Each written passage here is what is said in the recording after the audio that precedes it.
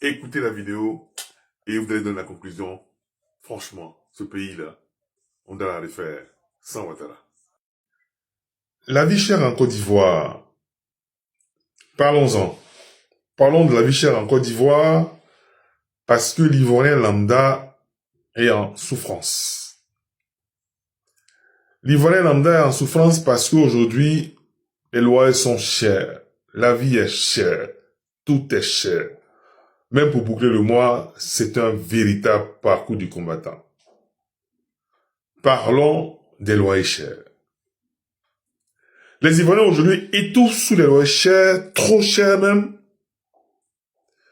Mais posons-nous les vraies questions pour avoir les vraies réponses.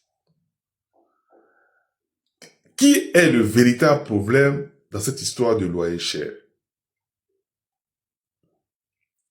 On ne va pas seulement accuser les propriétaires qui éventuellement augmentent les loyers. Oui, parce que aujourd'hui, être propriétaire ou avoir une propriété relève d'un véritable parcours du combattant. Parce qu'aujourd'hui, être propriétaire, c'est acheter un terrain, c'est construire avec des matériaux qui sont hors de prix. Les prix des matériaux ont doublé, ont flambé. La barre de fer a triplé. La tonne de ciment, on n'en parle pas. La main-d'œuvre et toutes les charges afférentes pour la construction d'une maison.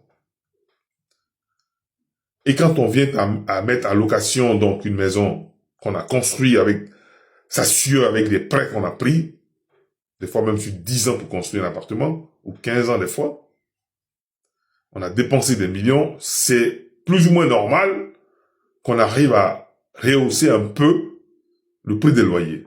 Mais bon, qui est le véritable responsable? Je pense qu'objectivement, il faut se retourner vers l'État. L'État qui a un devoir de s'occuper de sa population.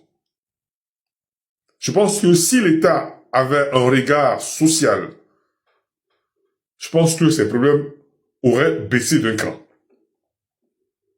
Comprenez que une location à 150 000 francs ou à 200 000 pour un studio, tout le monde entend, c'est cher pour une location de studio. Mais bon, si la personne a mis 250 millions pour construire son studio, on va demander pas à l'État de construire. Mais si l'État avait construit des logements sociaux pour ces personnes dans tous les quartiers, je pense qu'effectivement, on ne crierait pas au secours. L'État a failli. Et ça, c'est vraiment le vrai problème de l'État de Côte d'Ivoire. L'État a failli. L'État a failli parce qu'aujourd'hui, qu'est-ce que l'État fait pour baisser le coût des matériaux, pour réguler tout ce qui est foncier et pour faciliter donc l'accès à la propriété? Rien du tout. L'État ne fait rien du tout. La preuve, c'est que pour être propriétaire en Côte d'Ivoire, c'est un véritable parti du combattant. Donc, la question, c'est de demander à Draman qu'est-ce qu'il a fait depuis tout ce qu'il a promis aux Ivoiriens. Qu'il se regarde dans le miroir et qu'il nous dise objectivement, parce que là, c'est plus une question de RHDP, parce que même les gars de RHDP, les gars de PPACI, les gars de PDCI, ADCM, ADCI, FPI, tout ça, tous ces pays, tous ces partis politiques sont à la limite.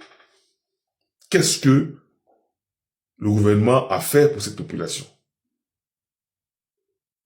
Il ne suffit pas de mettre les gens en prison, mais de trouver une solution objective pour cette réclamation qu'on fait. Ça, c'est le premier point. Le deuxième point, c'est qu'on a un président qui pense que à sa famille. Les membres du gouvernement, tous les membres du gouvernement sont de sa famille. Les postes clés dans cet état de Côte d'Ivoire, c'est que les membres de sa famille qui en gèrent, qui s'en occupent. Et personne ne d'autre. C'est un clan dramatique. Pour ne pas dire bouboutique. L'Ivoirien aujourd'hui est dégoûté. Et dégoûté parce que on avait mis tellement d'espoir qu'aujourd'hui, nous sommes étouffés par cette politique qui n'en finit pas. La Côte d'Ivoire est un pays datant il y a 20 ans, 25 ans derrière, quand on parlait de la Côte d'Ivoire, on parlait avec une certaine aisance, une certaine florissance. Aujourd'hui, la Côte d'Ivoire est dans tous les coups fourrés d'Afrique. Que ce soit au Mali, que ce soit au Burkina, que ce soit au Niger. Dans tous les coups bas, la Côte d'Ivoire apparaît dedans. Surtout avec le nom de Dramane. Quelle politique Dramane mène dans ce pays-là au point où il est cité dans tous les faux coups. La population ivoirienne demande une seule chose. Oui, nous demandons une seule chose. De faire en sorte que cette population puisse trouver ce que vous avez promis. Parce que nous sommes à bout. Nous sommes à l'agonie. Nous ne pouvons plus. Il faut trouver une solution objective à cette cherté de vie et de laisser les gens se parler. Parce que quand on parle, même si vous n'écoutez pas, ben vous entendez. Parce que l'opposition est votre oreille. Ce que vous ne savez pas, l'opposition dit ce que vous ne voulez pas entendre, mais elle vous dit la vérité. Vous êtes entouré de gens qui vous mentent, qui vous disent pas la vérité, et vous vous rendez compte de vos impopularités. Oui, parce qu'ils ne vont pas vous dire la vérité, mais quand vous entendez la vérité, ça vous énerve parce que, effectivement, ceux qui étaient censés vous dire la vérité ne vous disent pas. Ne vous disent pas la vérité. Et nous vous disons tous les jours cette vérité. La vie est chère. Les ménages sont difficiles. Qu'est-ce que vous faites pour ça? La Côte d'Ivoire est producteur de pétrole depuis 2021. Qu'est-ce que vous faites pour ça? Est-ce qu'il était utile de nommer encore 30 ministres supplémentaires, des ministres délégués, le Sénat, le Conseil économique, tous ces postes servent à quoi dans ce pays? Rien du tout. Dans les grands pays, on peut comprendre parce qu'ils ont assez de moyens. Mais dans les petits pays comme l'Afrique, comme la Côte d'Ivoire, c'est pas utile. Un pays où le président a un budget de souveraineté de près de 200 000 milliards à lui seul, alors que la population peine à avoir 500 francs, 1000 francs pour terminer le mois. C'est dans quelle politique nous sommes?